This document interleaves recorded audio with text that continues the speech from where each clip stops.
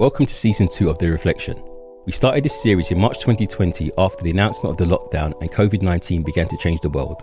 For 20 weeks, academics, activists and journalists joined us to discuss everything from the UK government's mishandling of the pandemic, the growth of conspiracies, Black Lives Matter, and what it was like to bear witness to the growth of existing local and global inequalities. For this season, our guests will be reflecting on the political climate of the past year, and we'll be talking to authors who have released books in 2020 concerning matters of race and class. This is a trigger warning. This episode at times contains conversations and sensitive material that people may find difficult to listen to. Welcome to another episode of our Reflection series, Series 2, where we bring back previous guests to talk about the last year. We are really excited today to bring onto the show our friend, alumni and all-round legend, Professor Alison Phipps, who was at Sussex University but is now about to start her new professor staff at Newcastle University in the Sociology Department. Hello, Alison. Hello. Hi, Alison. We're excited for this episode of Alison because when Alison first came on the show to talk about the trouble with mainstream feminism, it was an alternative to Women's Hour episode. But as a treaty, I brought you onto a feminist episode of the podcast. How do you feel? Do you know what, right? I missed out. Everyone was talking about it. Everyone was so happy. Even George came back. It was like, Alison's lovely. Yeah. So George is lovely. I love George. Thanks for having me. It's so lovely. I listen to you all the time. And if I'm having a bad day, I put on Surviving Society and you are just like so clever, but also such lovely people. It just lifts me up every time. Oh, that's so nice, isn't it? Look at George. Listeners, George is crying in the studio now. But Alison, I guess just to sort of return to when we recorded together, it was in October 2019, and I came down to Sussex and I had read book Me Not You. It had not been published yet. Our conversation centred around dispelling myths around feminism, talking about history and genealogy of feminism, particularly in both the UK and global context. But ultimately, one of the things that we really, really focused on was your ideas around political whiteness, and also feminism or white feminism's role in carceral logics and how that was mapping onto the politics of the present. I found the book so inspiring. I find you so inspiring. I think you helped me answer a lot of personal and also more structural questions that I had about feminism and my complicated relationship with it. And I know a lot of people got a lot out of that episode. One of the things we want to talk about in this episode is it would be really good to give the listeners a reminder of some of your arguments in the book, but also we want to focus on what happened after the book went out into the public and some of the things that you've been dealing with, but also some of more the positive things as well that have happened post the book. So that sounds great. And I have to say it was the first interview I did on the book, and it was such a lovely way to start. It just set such a positive tone for the whole process. So I used political whiteness. I mean, there was a lot of discussion of white feminism kind of emerging at the time, and obviously there's a lot more now, but I used political whiteness partly because the book was kind of written after the conglomeration of Brexit, Trump, Me Too, Black Lives Matter, not the kind of the first Black Lives Matter, but there was a resurgence of protest around that time as well. And I just started to notice continuities between white feminism and more kind of reactionary politics that were dominated by white people. So I started to think about kind of what underpins all of these types of politics.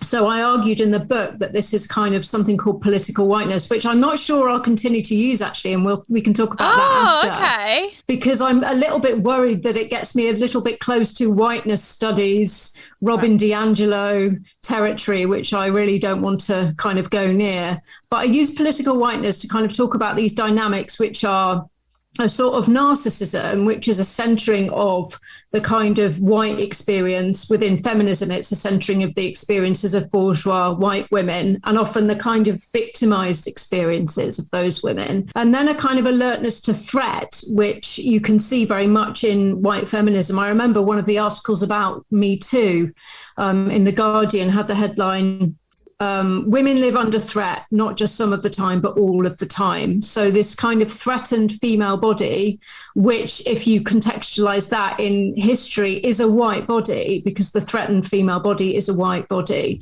built on that, a sort of will to power, which in white women's case is exercised by proxy via normally the criminal punishment system, or sometimes kind of via the institution. But the thing was, I was kind of noticing that sort of echoed some of the stuff that I was seeing in Brexit, this idea of white people under threat, this idea of kind of keeping the others out, and this idea that some people are disposable. And what I argue in the book is that mainstream feminism effectively positions more marginalized people, especially Black people and other people of color, as disposable because of its political program. So it advocates for more criminal punishment or kind of expelling bad men from institutions and elite industries, but not really thinking about, well, where do they go next? So it almost outsources those harassers in that way. And then I argued that it's a short step from that. It's a short step from positioning marginalised people as disposable to kind of treating them as enemies when they get in the way.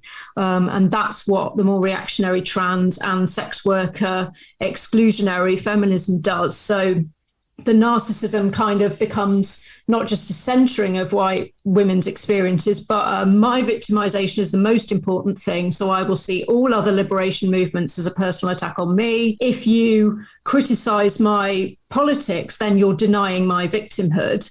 So that's a very threatened position and a very defensive position, which then develops quite a vicious kind of mode of operation. So the will to power becomes quite extreme. And, if we look at trans exclusionary feminism in particular, it's become like Gamergate. I mean, they're just, completely relentless, and they're so horrible, because a lot of people look at the trans exclusionary feminisms and say they're not feminists. That's not feminism. And I think it is, because I think there's a long history in white feminism of throwing more marginalized people under the bus, of policing the border, and of actively doing harm, in different ways. So I think, we have to sort of own that and reckon with that as white women, if we're going to understand how to make mainstream feminism and white feminism better.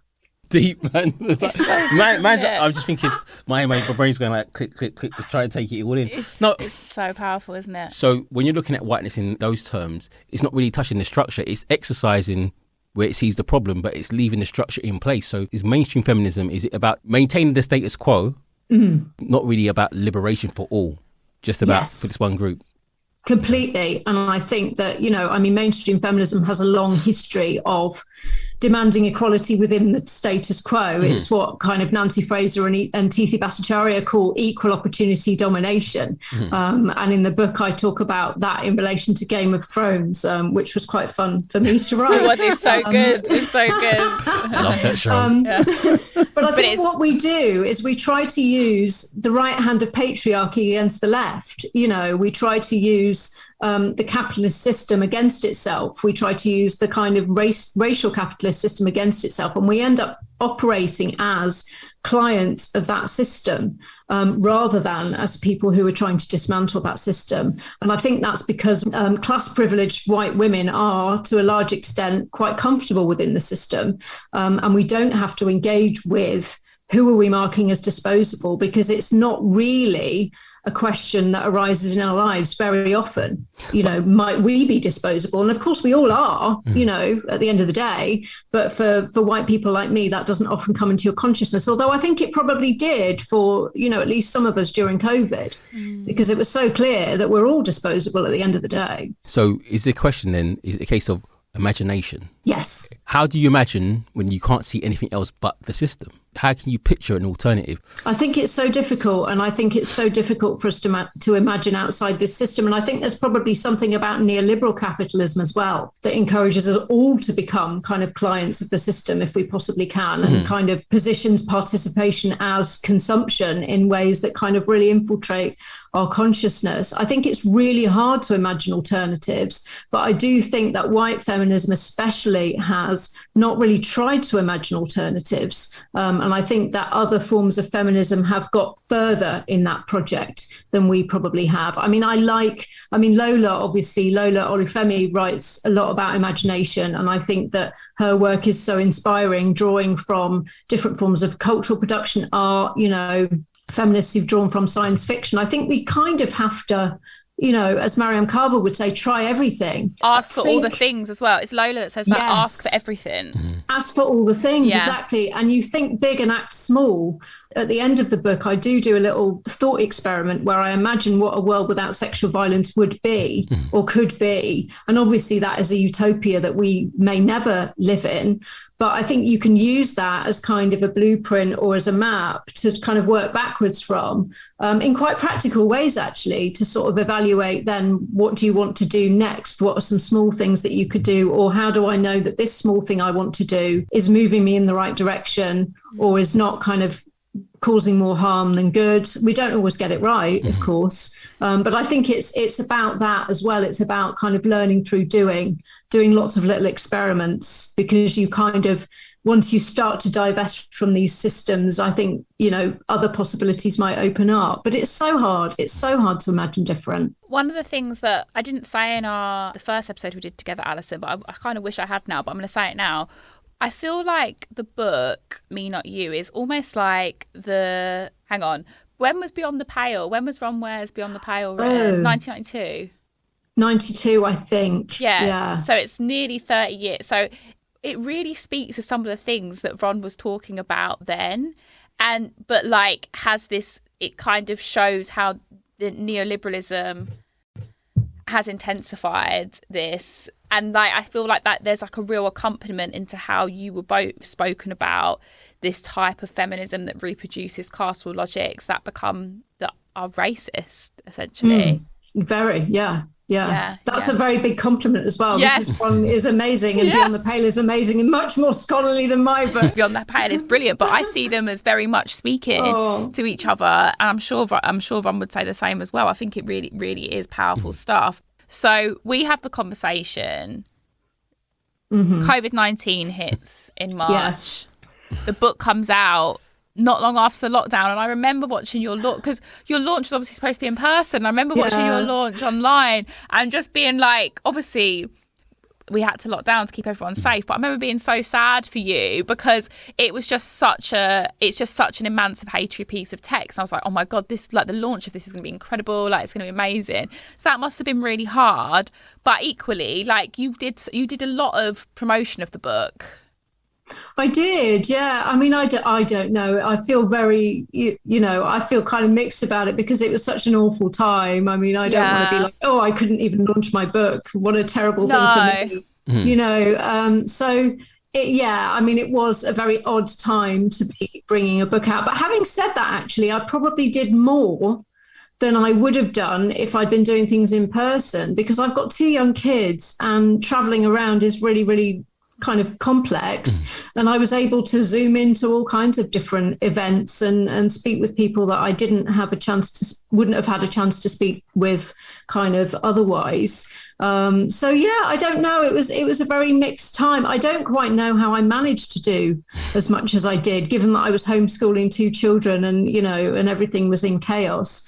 But I think you just get on with it, don't you? Lots of people were getting on with a lot more. Part of this series has been talking to people like yourself that brought out books at this time and the practicalities of doing that, but also the politics of that time. A key reason why we wanted to return to this season was because so many of those books that we discussed and analysed in that time give us so many lessons and had presented so many warnings about what we're in now.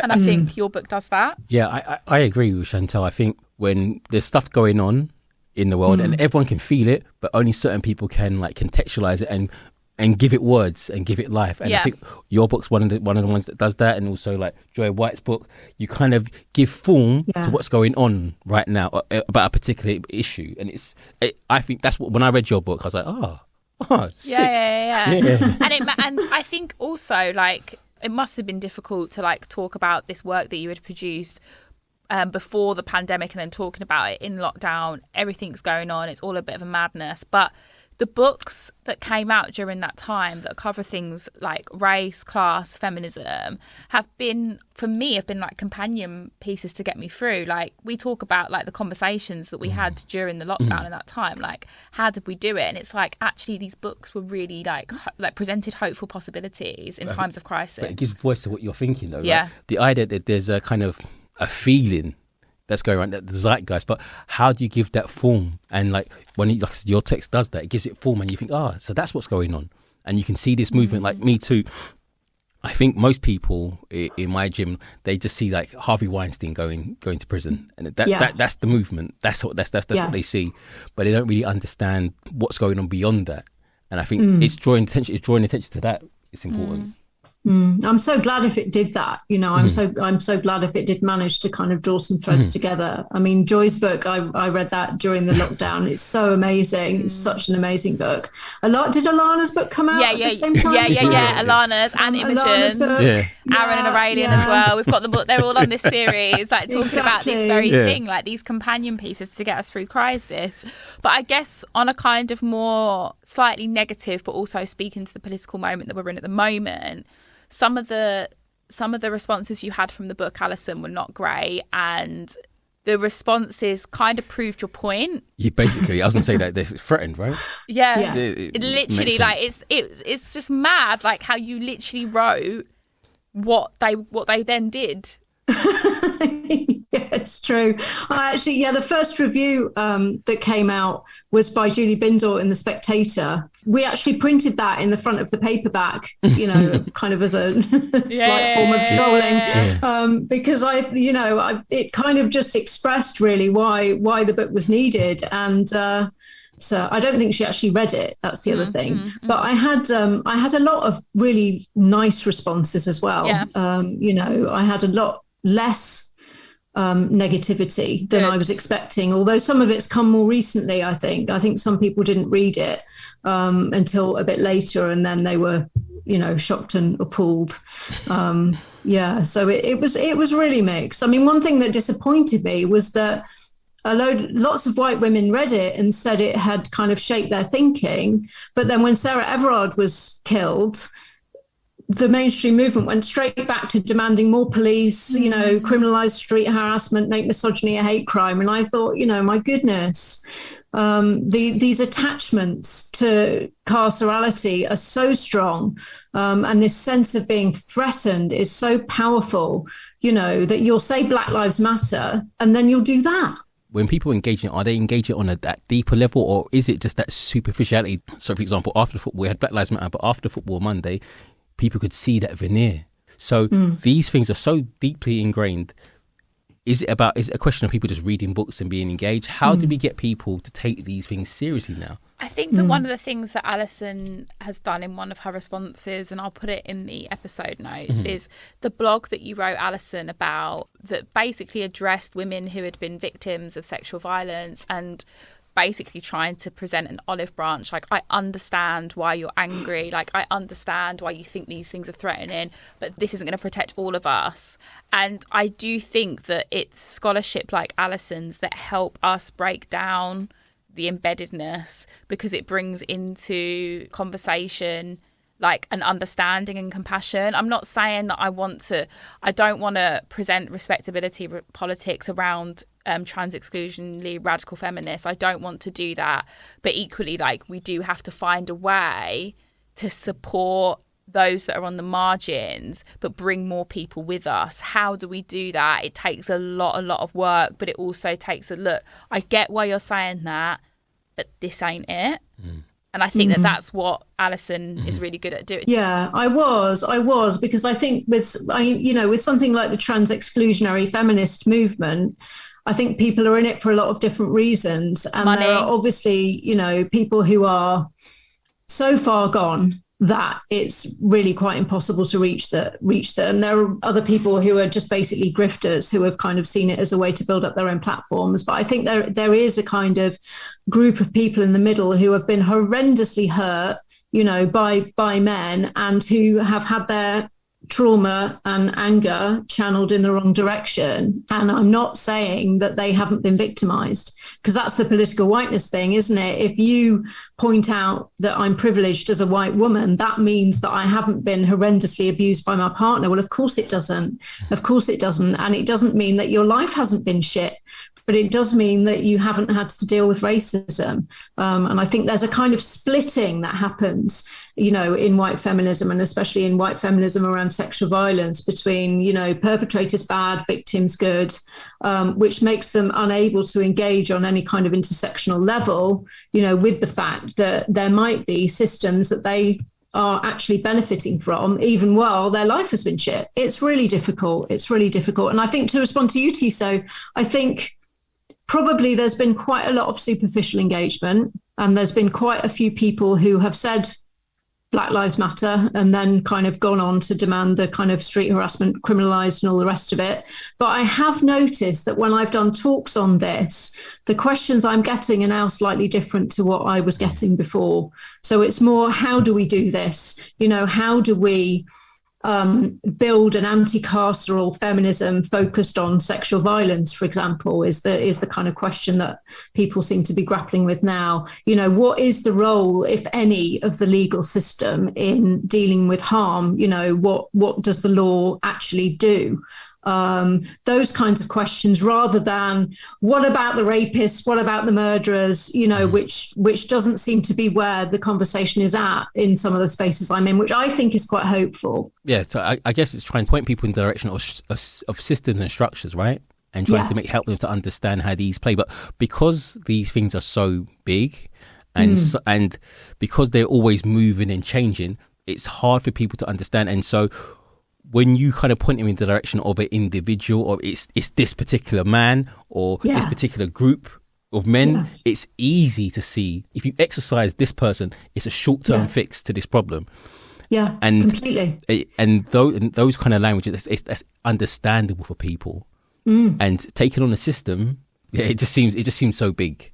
It does. It's really big. It's really big. And I think that people, I think it's a very natural response, first of all, when somebody's harmed them, somebody's harmed us, to want that person punished. Yeah. I think that's a very natural human response. So that's something we have to kind of attend to while we're thinking about more constructive ways of dealing with harm. But I think also it's a very natural response to want a quick fix to something and to feel really daunted by these huge systems. And I also think that the kind of neoliberal context encourages us to want a quick fix and encourages us to want some kind of rapid outcome as well. And we don't have time to, we're really missing the time to sort of sit down and think that through. I've noticed that in universities, we don't have the time to sit down and think, well, what is this system that we're up against institutionally, but also in broader ways? And how can we kind of map back from that to things that we can do that aren't just legitimating the system? Because, as if you just get rid of one bad man,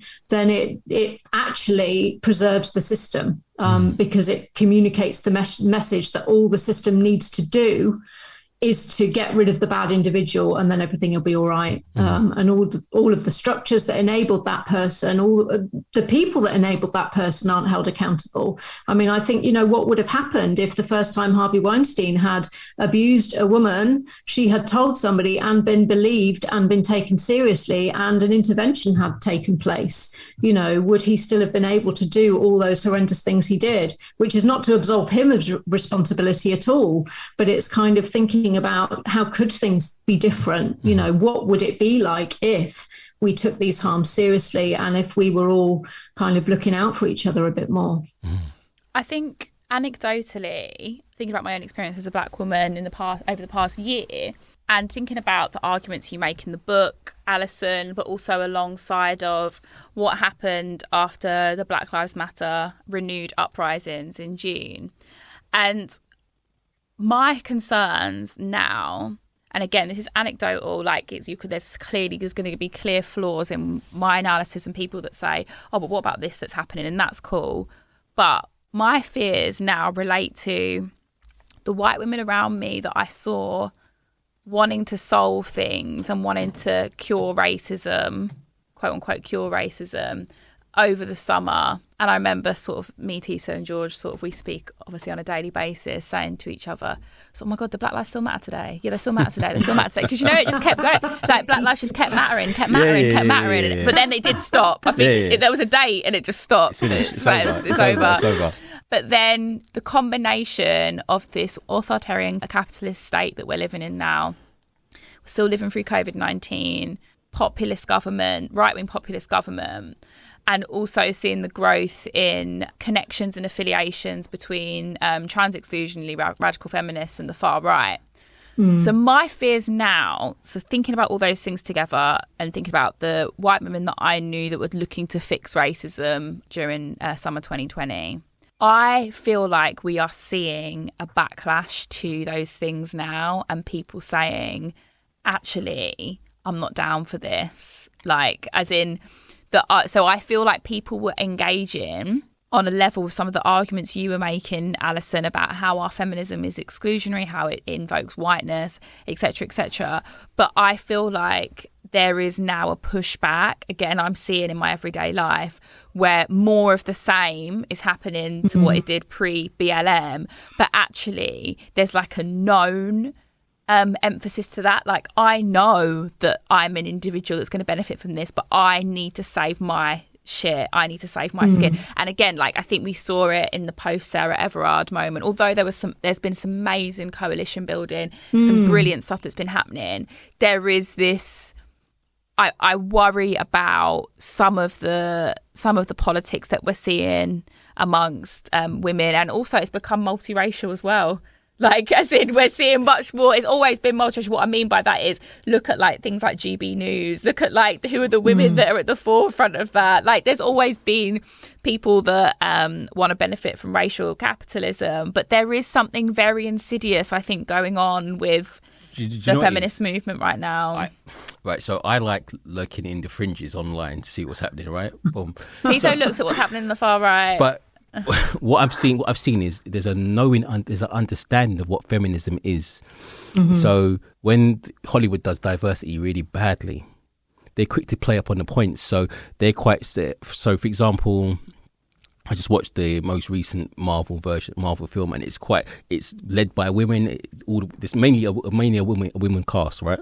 But the response by the far right has been very selective. Like, women can't do bad things, and they said that's not real life, and very smart about it. So are we talking here about there being an understanding? They there's understand. An understanding of what's happening. It's like, cool, but this is the side I'm going to pick, and the side I pick does actually very much harm migrant women. I feel like there was a moment when people that were attracted to exclusionary feminisms were engaging in what this was doing, and now I feel like there's so much pressure from the state and everyday life that we're going back to that, but maybe even more so. Again, it's an anecdotal point. Yeah, I get the point, and I think that's probably right, because it's easy to say Black Lives Matter, isn't it? It's easy to say it for, a few days or a week, or however many days they mattered for. It's easy to have your Instagram square. But when it actually comes to potentially giving up things that you have, or divesting from systems that you benefit from, that's kind of a different matter, isn't it? So I think that is kind of not surprising, but disappointing in a way. I mean, thank goodness for Sisters Uncut with the Sarah Everard thing, because, they were just amazing, completely amazing. And they stopped it from being a complete kind of rollback of some of the discussions that were going on. I mean, what you were saying about the far right using feminism as well, or kind of seeing it as a strategic thing, I think that's really interesting. And I think that has historical roots as well. White men have always used women's rights in ways that suit them, for whatever reason. That's back to the protection racket, isn't it? Yeah. It's kind of the patriarchal protection racket is the threat of the stranger rapist that makes women seek the protection of their husbands, who are actually more likely to abuse them. And the racial capitalist patriarchal protection racket at systemic levels, I think that protection racket mostly targets bourgeois white women, and it basically makes us afraid in order to push us into the arms of the carceral colonial state and make all kinds of other violence possible in the service of kind of protecting and perpetuating capitalism. And I think it's something that mainstream white feminism still hasn't fully understood, but I think it's probably something the far right understands quite well. Yeah. And it's the strategy, the kind of separate the T from the LGB is an actual kind of strategy, a conscious strategy that was kind of mapped out at a meeting, so they know exactly what they're doing. They're quite good at using cultural studies, so they'll use films, point out like how women are trying to make claims for equality, but somehow this doesn't map onto reality. So you've asked for equality, but yet you're kind of showing this a female dominated film. That shouldn't it shouldn't how it be, or women shouldn't be powerful. So like, they keep making a point of this. So if a woman is in an action film and she hits a man, they're saying, well, that's not reality. They can't help. It doesn't work. Yeah. My point is that I'm seeing more within the mainstream, like the grifters that Alison was referring to in terms of the collaborators. So there are so much more visual representation on social media of women that will back this. Okay. We're getting onto big stuff now, but the combination of like declining birth rate, declining birth rate in the West, love a bit of that, declining birth rate in the West, the lack of people getting married. Wait. Infertility's higher as well, Infertility being higher. Yeah. They've got like this cauldron of of madness that they can stir up, and they can bring with them the women that we need to be bringing with us, that you referred to in your blog, Alison. No, that's right. I did an interview the other day, actually, where somebody asked me to characterise the two sides in the gender war in feminism. And I said I can't, because maybe it was at some point a good faith debate between feminists who had different beliefs. I'm not sure that it ever was. But now it's this whole mess of crap. It really is. And there are so many people intervening in it for different reasons and with different interests in mind, more on the trans exclusionary side than the trans liberation side. But I have to say, I've seen some men intervene in it on the trans liberation side for what I think is, probably not quite the right reasons. But, the far right, they know what they're doing. They know that this is a place they can make gains.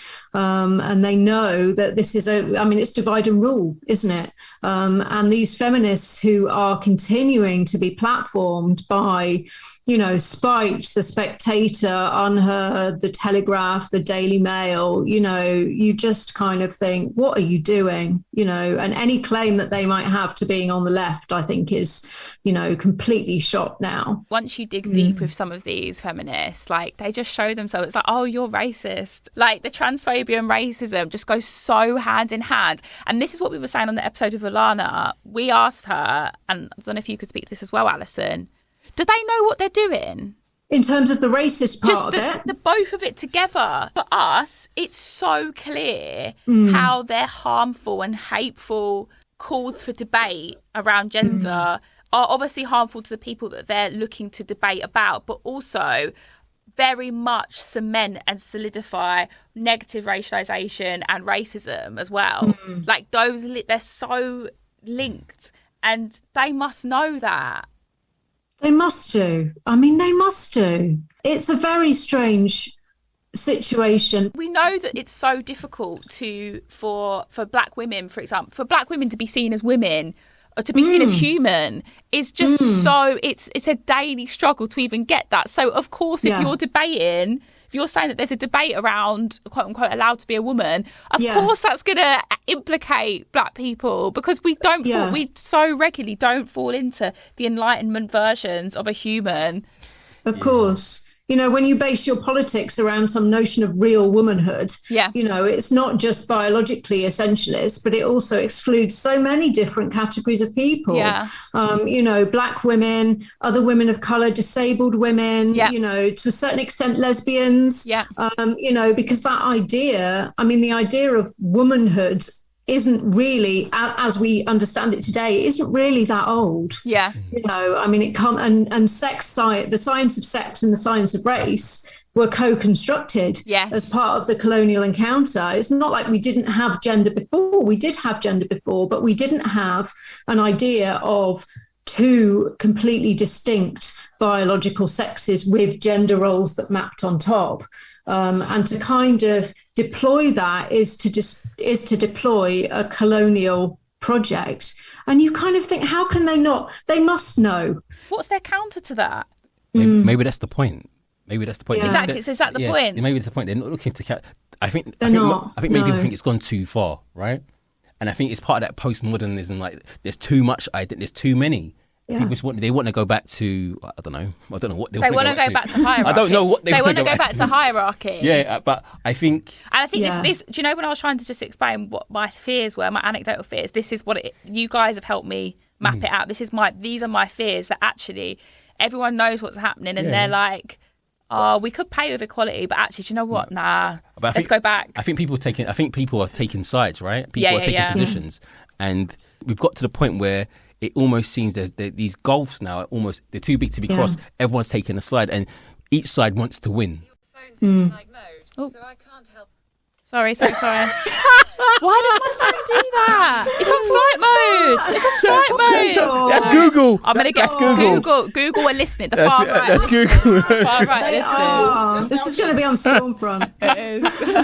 I actually go on that website. No. I do. Listeners, this is for the listeners as well, because Tiso always brings up the far right. And this is a very compassionate and sympathetic argument for why I think Tiso always brings up the far right. It's because, you watch them. Yeah, you watch them you as a kid. You watch them from your window, organising. Yeah. I think that they've been a consistent part of your life. Yeah, they've been consistent, and the thing is, like, on a serious note, some of them have been my friends. They'll sit in my house. They'll eat with my mum. So it's interesting to see how these views and how they are with their mums, with their sisters. And it hasn't played out how it plays out in the media or how we play it out in theory. In lived experience, it's different. Yeah. It's different. It's more nuanced. And how do you convey that? So I spent most of my life with these people. You wouldn't view them as the enemy. and I don't think they even view themselves as the enemy. And so it's quite interesting. And I think this is played out especially after Sunday's football, how this played out in the media. People talk about themselves as, I didn't realise he was like this. He was a normal person. And so people don't separate these things out. So when they're being misogynistic or racist, they don't see themselves that way. There's very few people that do see themselves that way. This is when it comes to, like, when they talk about themselves making moral distinctions, saying, like, I'm not a bad person, but yet they still think these ways. So when I'm talking about these people, when I'm looking to these people, trying to understand the system that sits behind it, the system that creates these logics, the kind of the cultural, the structural, and all these things that trying to make them understand where they sit in this web. Yeah, that's so important, actually. And I think that kind of fits into some of the principles in the book, because really one of the principles of abolition feminism is nobody is disposable, not even the people that we hate and find heinous. And I'm not saying hug a fascist and everything will be fine. Thank you for saying that, Alison. Don't hug any fascists. That's not the way forward. But I think that, if we do genuinely want to make the world better, these are the kinds of questions that we need to engage with. And I think that some of the backlash that I've had from kind of prominent white feminists for saying that the carceral system is not the answer to sexual violence kind of shows how they don't really care about reducing harm. They don't really care about stopping the violence. They just want these bad men punished. They've got a very clear dichotomy between good and bad, and they want the bad men punished and they want to move on. They're not thinking, they don't have a kind of a project for changing society. They're not thinking that far into the future. No. So their reaction rate is very, very much reactionaries, and I was kind of shocked really by some of the more recent stuff in the Daily Mail. Like, how could you say that, the police are not the answer to kind of sexual violence? Because some of these people have been saying Black Lives Matter, a few months earlier. And it just shows the strength of these attachments. Yeah. That they have to the existing system. The idea of a project, right? In this latter stage of capitalism, how do you think outside that? And so this is why people are interested in those short wins. And whatever wins for my group is okay. And the more the more this goes on, the deeper the divides become. Like, it's all about haves and have-nots. Like, as long as my group's okay, I don't really care about your group. Exactly. I think that's right. And I think that is how we kind of engage. We seek those short wins, which, I mean, sometimes the short wins might be okay, but sometimes the short wins just kind of reify the whole system, don't they? And they help the system to preserve itself. But I do think, it's about having a project. It's about having a slightly longer timeline. I mean, at the moment in my head, the timeline is kind of hundreds of years. It took us hundreds of years to get here. It might take us hundreds of years to unpick it, and I won't be around. But if, by the end of my life, I feel like I've done just a tiny bit to make the world a tiny bit better, I'm going to quote. I'll feel good. I'm going to quote George here. George is always saying, "Give me dates." George is always like, "What date? George's like, what date is freedom?" He says, "What's Freedom Day?" And we're like, "Gee, man," like what Alison it's just Monday, said. George. We're not Monday. It's not Freedom Day. Gaminda actually that said it to us, and we really made us think. But following on from what you've just said, one thing that I think Tito and I have realised over the past year is it's not in our lifetime. Yeah, not in our lifetime. That doesn't mean that we don't contribute to freedom. We contribute to it, but we won't feel it. No, it's big, and George wants it now, but we keep on telling him. But it's not happening. But I guess it unfolds in different ways. I guess there's no quantitative answer. Like, it unfolds in ways that you don't know yet. So you don't know what freedom will look like, or what these things we're asking for will look like in the future, which is, I guess, the most annoying thing, right? Exactly. Doesn't mean we can't help people in the here and now as well. And I think we have to have a balance, don't we, between kind of giving people as much of what they need as we can at the moment and keeping this broader project in mind.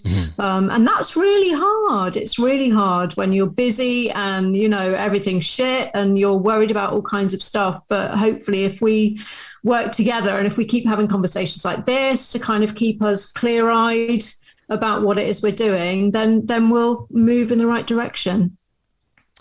I agree. That's a surviving society mic drop for Alison. Always. Alison, thank you so much for joining us this afternoon. Thank you, Alison. Nice meeting you, Alison. Oh, it was so lovely. It's so lovely. I feel like I know you already, but this is kind of a half meeting. We'll have to meet in person. Definitely. At some point. Thank you so much for joining us, listeners, and we'll be back again next week. Bye. Bye-bye. Thank you for listening to the T's and C's with Tisa and Chantel. You can now continue the conversation with us on Twitter and Instagram.